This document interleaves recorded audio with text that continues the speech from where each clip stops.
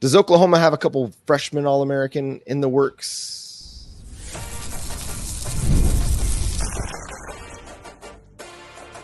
You are Locked On Sooners, your daily podcast on the Oklahoma Sooners. Part of the Locked On Podcast Network, your team every day. What's up, Sooner Nation? Welcome to Locked On Sooners, and thank you for making Locked On Sooners your first listen every single day. Shout out to all the everydayers out there. Today's episode is brought to you by FanDuel. Now, through September 22nd, all FanDuel customers can bet $5 and get a 3-week free trial of NFL Sunday Ticket from YouTube and YouTube TV. Visit FanDuel.com/LockedOn to get started.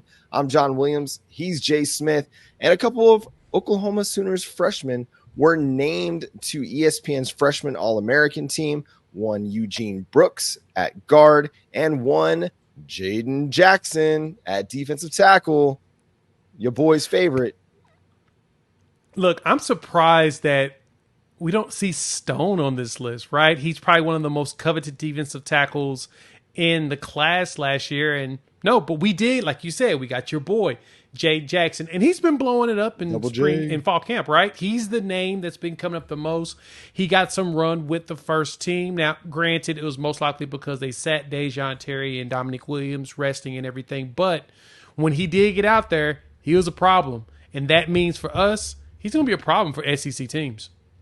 He's got the quickness, he's got the strength, he's got the size, he plays with good leverage. There's no reason why he's not going to be a rotational piece for this team, and I think he'll make a huge impact. David Stone said he was one of the best players in the country when he played alongside him, and he made his job easier.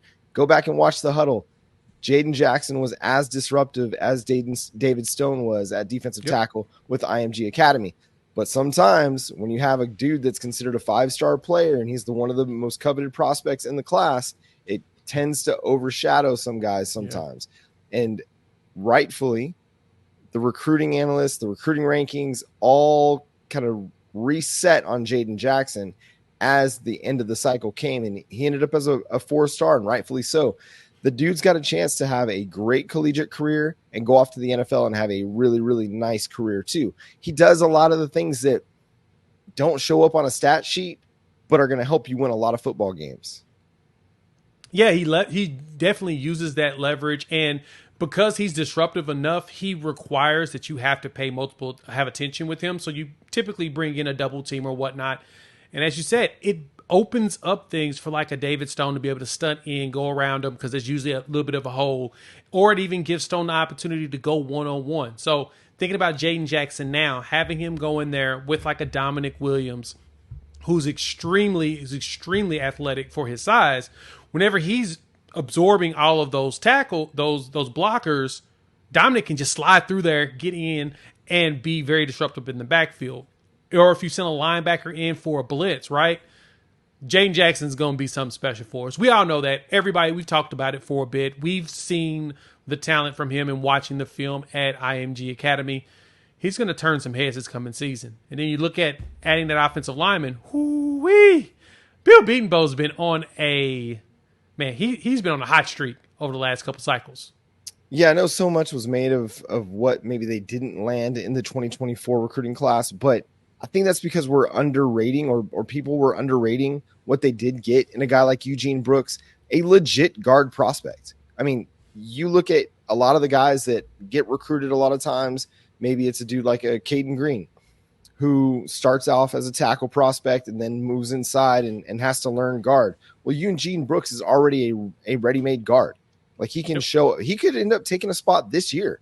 I mean, he's a good player. He's athletic. He's strong. He's physical. He moves really, really well in space. That's not to say that he will, but it wouldn't surprise me in the least if by midseason or by the end of the season, he's not at least getting rotational snaps because he's got the good size already, and he's going to be able to make an impact. I think what Oklahoma's done is they've set their depth charts up to where at the very least at your 3 deep, you've got some true freshmen that are going to be able to make an impact, whether it's Jayden Jackson, whether it's Eugene Brooks. And the schedule, as we've talked about at times, lays up and sets up so that you're going to get an opportunity to see these guys and get good game film on a Eugene Brooks and a Jayden Jackson, even if it's not in these high leverage games like a Tennessee.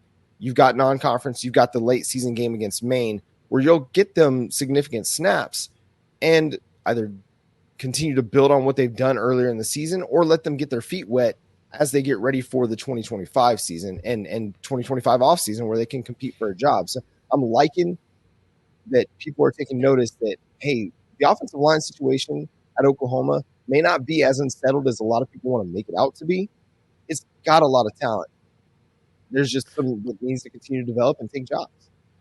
Yeah, this offensive line haul from that last class is why. I mean, looking at Eugene Brooks as well as Eddie Pierre-Louis coming in, Beaton Bowl was definitely cooking with some high fish grease in this cycle. And the cool thing is, I was reading in the article, they were talking about how Eugene Brooks over there at ESPN, they were talking about how he dropped like 60 pounds, right? He dropped 60 pounds, I guess you could say bad weight.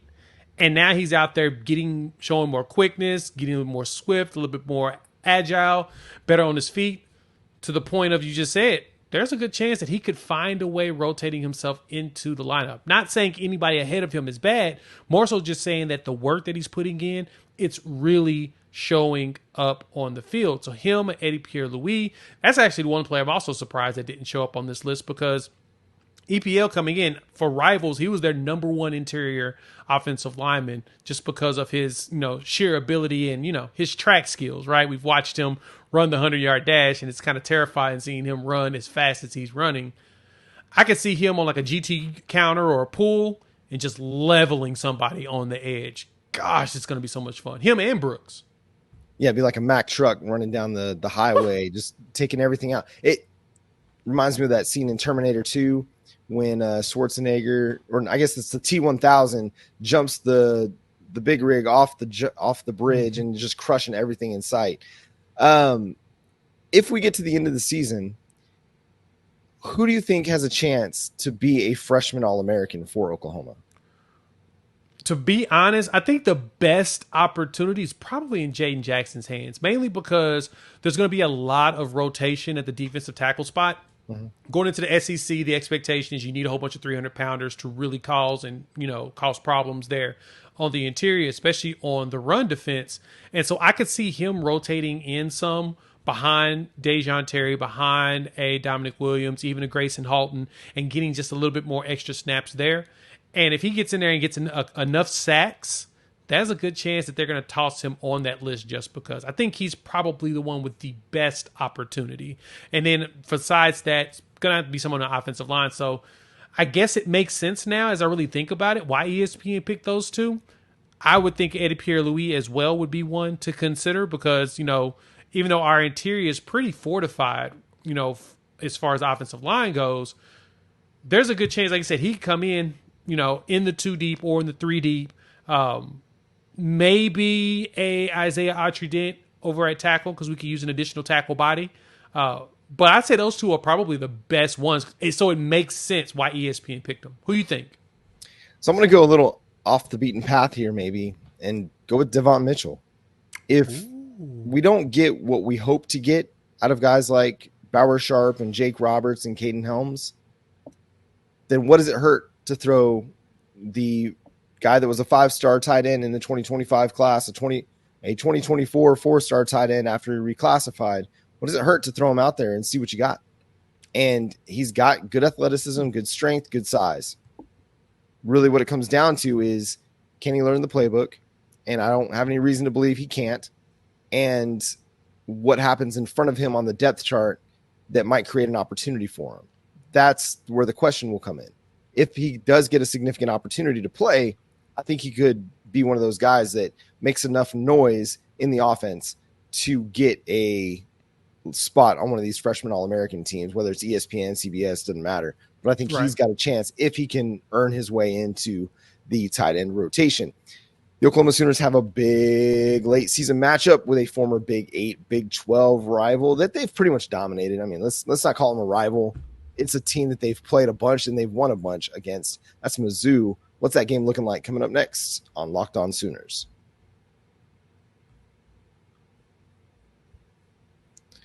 You've heard us talk a lot about FanDuel, America's #1 sports book. Well, we have something a little different for you. Now through September 22nd, all FanDuel customers can bet $5 and get a 3-week free trial of NFL Sunday Ticket from YouTube and YouTube TV.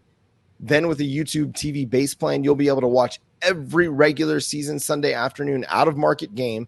All you need is a Google account and a current form of payment, and you can cancel anytime. Just visit fanduel.com/lockedon to download America's #1 sportsbook. I have YouTube TV. I absolutely love it. I'm not necessarily right in the Dallas Cowboys market, and so that does work for me. Getting that NFL Sunday Ticket and make sure I can see every single Dallas Cowboys game out there. But say you're a New York Giants fan and you're living in the Oklahoma, Dallas, Fort Worth, Texas area, and you don't get to see it. Well, go check out FanDuel.com. Again, bet $5 and get a 3-week trial. That's a huge value that FanDuel is offering. FanDuel.com/lockedon to get started. College football is back, and the Locked On College Football podcast kicks off the action with a live season preview at 7 p.m. Eastern Time on Tuesday, August 20, on the Locked On College 24/7 streaming YouTube channel. This 4-part series covers each of the 4 major conferences with discussion on which ACC, Big 10, Big 12, and SEC teams have a shot at the expanded college football playoffs. Be sure to check out this special that Jay was featured on with Locked On SEC, streaming on Locked On College Football's 24/7 YouTube streaming channel or on Amazon Fire TV, part of the Locked On Podcast Network, your team every day. So, Jay, SEC time. Mizzou going to Columbia to face the Tigers, a team, again, that Oklahoma has dominated in the all-time series. Haven't played them in quite some time now. What is your first impression of the Mizzou Tigers as we get ready for this game? Now, the one thing I'll give to Missouri, they're bringing back a lot of players on the offense side of the ball. So the expectation is that it should be really good offensively, right? Luther Burden is considered the best wide receiver in the country, probably one of the top offensive weapons out there. I say between him and Travis Hunter, as far as like the top athlete when it comes to the wide receiver position. Brady Cook's expected to have another really big season coming up. They brought in a few transfers at the running back spot, right? And so for me, it's, Theo Weiss is there, former Oklahoma wide receiver. So they've got some weapons and everything. And so they've got something to be prepared for. Defensively, there are a lot of questions, right? Of course, Caden Green went there as well on the offensive line. But defensively, losing all those staff members and then losing those players to the draft, hey, I don't know what they're going to look like on the defensive side of the ball. They've got some work. They may end up having to play Williams Nwaneri, the big 5-star freshman, earlier than they probably want to. And so to me, I say by then we should know who Missouri is, right? We've talked about this with some of the other ones.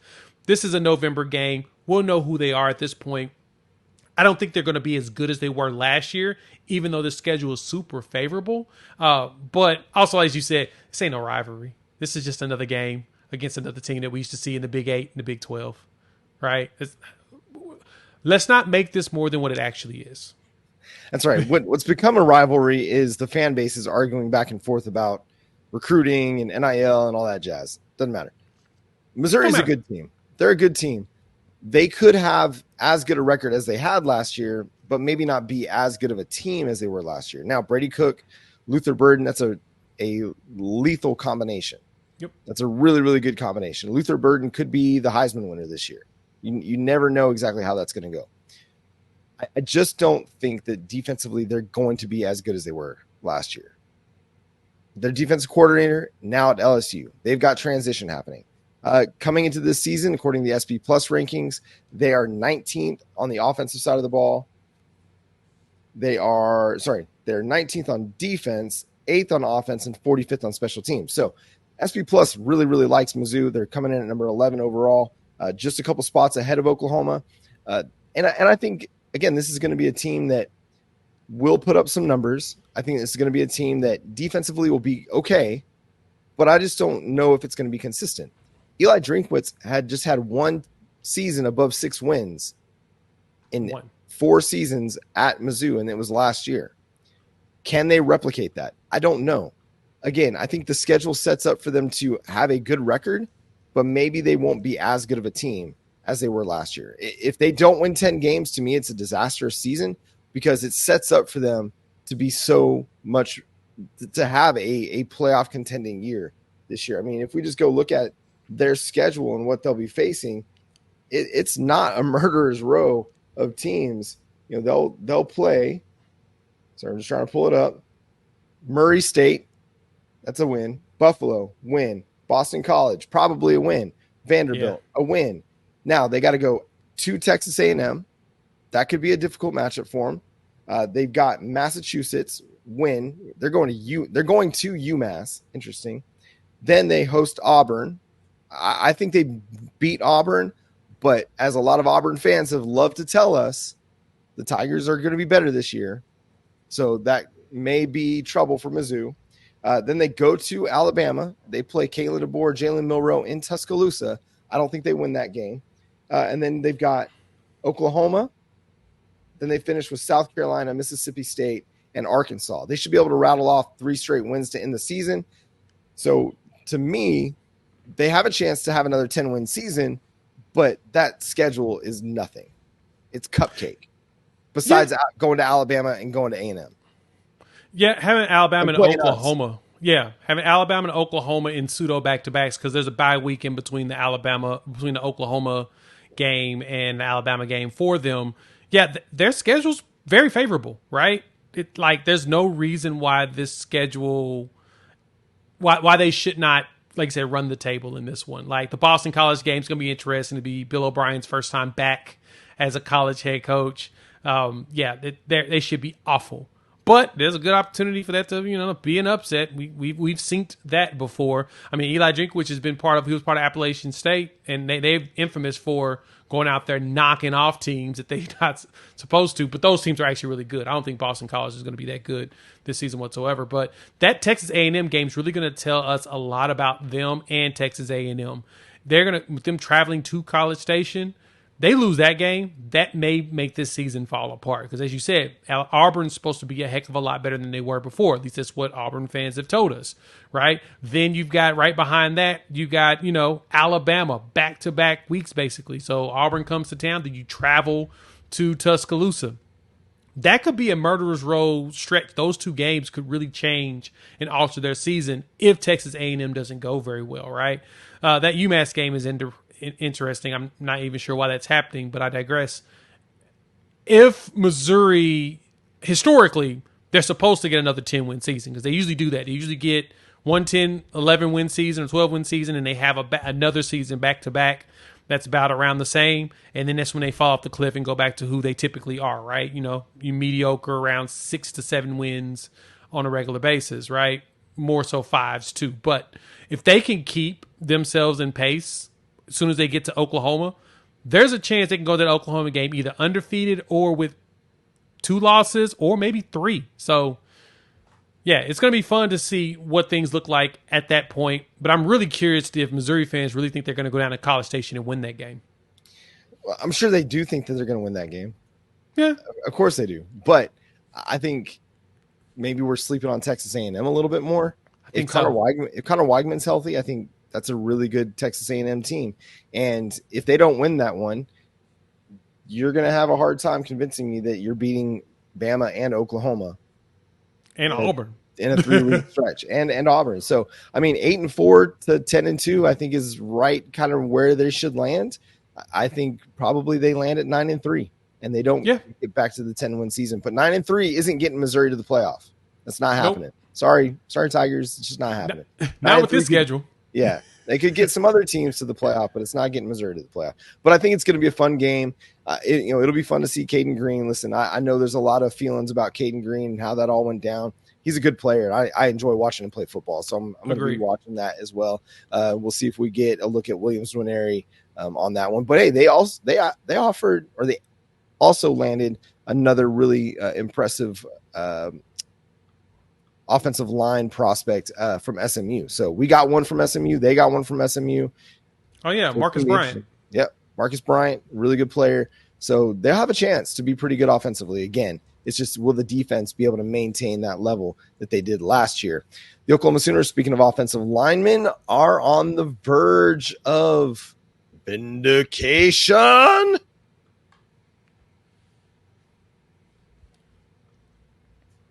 Passion, drive, and patience. The formula for winning championships also is what keeps your ride or die alive. eBay Motors has everything you need to maintain your vehicle and level it up to peak performance. Superchargers, roof racks, exhaust kits, LED headlights, and more. Whatever you're into, speed, power, or style, eBay Motors has you covered. With over 122 million parts for your number one ride or die, you'll always find exactly what you're looking for. And with eBay's guaranteed fit, your part is guaranteed to fit your ride every time or your money back. Yep, that's right. Because with eBay Motors, you're burning rubber, not cash. With all the parts you need at the price you want, it's easy to make your car the MVP and bring home huge wins. Keep your ride or die alive at ebaymotors.com. Eligible items only. Exclusions apply. eBay guaranteed fit only available to U.S. customers. So the Oklahoma Sooners are on the verge of landing a 5-star prospect in the 2025 recruiting cycle. Would be their fifth 5-star addition over the last 3 cycles. Yep. Date back to the 2023 cycle where you landed Jackson Arnold, Peyton Bowen, Adepoju Adebawore. Last year you got David Stone, and this year could land one Michael Fasusi, who will commit on August 21. The Oklahoma Sooners, Texas Longhorns, Texas A&M Aggies, Oregon Ducks are set to be the favorites in this one. But over the last few days, the picks and the predictions have been trending in Oklahoma's favor. A prediction has not dropped on Michael Fasusi from April to just the other day when Brandon Drum of Rivals and OU Insider issued a Rivals Futurecast favoring the Sooners. Then Jeffrey Ketchum of Texas, or who covers the Texas Longhorns for Rivals, flipped his prediction to Oklahoma. Josh McCuistion of Sooner Scoopin' on 3 put in his prediction favoring Oklahoma. And there was another Texas insider, Eric Dahlin, that also... Nolan, thank you. That also favors Oklahoma in this recruitment. So with his commitment date just a few days away, the Sooners look to be the heavy favorite. And this coincides with kind of the buzz from Texas recruiting boards just a couple weeks ago that were talking about how, okay, now maybe Texas wasn't all in on Michael Fasusi, and it looks to be Oklahoma to be the guy landing him. Yeah, by the way. Yeah, the flips have been coming in like crazy. So 3 Texas editors actually flipped their picks towards Oklahoma, including Jason Shomel from the Texas editor over there at their Rivals station site. So yeah, you're looking up, and everybody's now starting to take everything that was Texas since March. Like literally, all these picks were in for him since March, and you're just seeing these coins flip around. And I mean, it's a big thing for, it's a big thing for Oklahoma, right? That, you know, Oklahoma is, Bill Beatonbow hasn't had a signature 5-star like this on the line. I think the last one was like Bray Walker, but he wasn't a consensus. He's only 5-star, I believe, on 247, but not on Rivals or ESPN. And he was also an Oklahoma kid. So you kind of expected that one to happen. He's from Moore, so it's like up the street around the corner. But in all of the searching for another 5-star offensive lineman, I know that 25, that they kind of decided those players weren't for them. They really like the players they have in their class, in which I think we're going to get some awesome gems out of it. But this was the class that we knew that Oklahoma had interest in the 5-stars. Like, they had legitimate interest, and Fasusi was one of those. And it sounds like this may come to fruition. Like, the excitement around him, his teammate Sean Hutton, which is one of his closest friends, and he is an Oklahoma legacy because his dad graduated from Oklahoma. He's already in there. And so bringing Fasusi along with him gets you a nice little 2-headed monster of guys that's played together at the high school level, know each other well. Man, it's going to be huge. And the questions around Beatonbow's ability to recruit with a Michael Fasusi and a Ryan Fogier should quiet a lot of folks. And I'm not even talking about the interior you guys yet. I'm just talking about the tackles. Yeah, it's crazy that, one, we have this conversation, but because I'm not one that thinks Bill Beatonbow is doing a bad job on the recruiting trail. I think the Ryan Fogier recruitment is a perfect example of trust the coaching evaluations. Listen, the recruiting sites, they do wonderful work. Their stuff is valuable. It's important. At the same time, if Bill Bedenbaugh likes a kid who has not been rated, there's a reason why he hasn't been rated. And it's not because he's not necessarily any good. Because look at what happened when Bill Bedenbaugh offered and then everybody else got on board.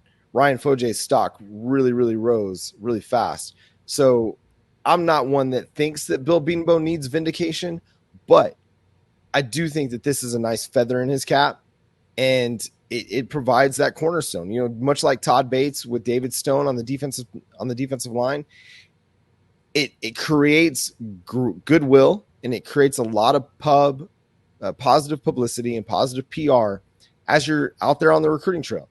You land 5 stars, and they create gravity for you, right? Yep. Whether it's a 5-star quarterback or a 5-star defensive tackle or offensive lineman or linebacker, safety, whatever it is, it creates gravity because people want to go play with the best in the country. They want to play alongside those guys because it helps them look good too. When you're a guard and when you're a left guard and you get to play next to a left tackle of Michael Fasusi's quality, it's going to make you a better player as well. So that kind of stuff does matter. The stars do matter because it does say something to the rest of the nation, the rest of those guys that Oklahoma is recruiting. What has to happen though once he gets on campus is he's got to keep that same energy. He's got to have that 5-star mentality and go out and earn it and go out and work and get Schmitty built and go get developed by Bill Bedenbaugh. Because if he doesn't do that, then the 5-star rating goes away really, really quickly. And it's funny. A couple seasons of not developing for that to happen.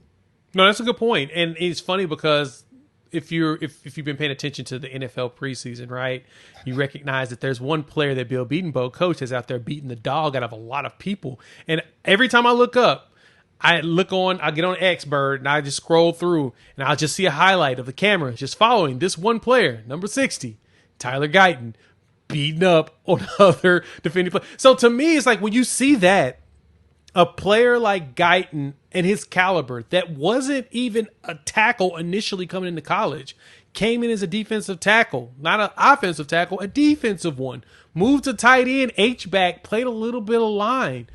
They got him out of the portal, and Bedenbaugh's like, no, that body shape and ability, no, that's an offensive tackle. Let me get you some snaps. He played 3 snaps his first season here at Oklahoma, and in his senior year, start the entire time and ended up a first-round pick. So to me, it's kind of fascinating to see that a lot of the top players don't have more interest in Oklahoma.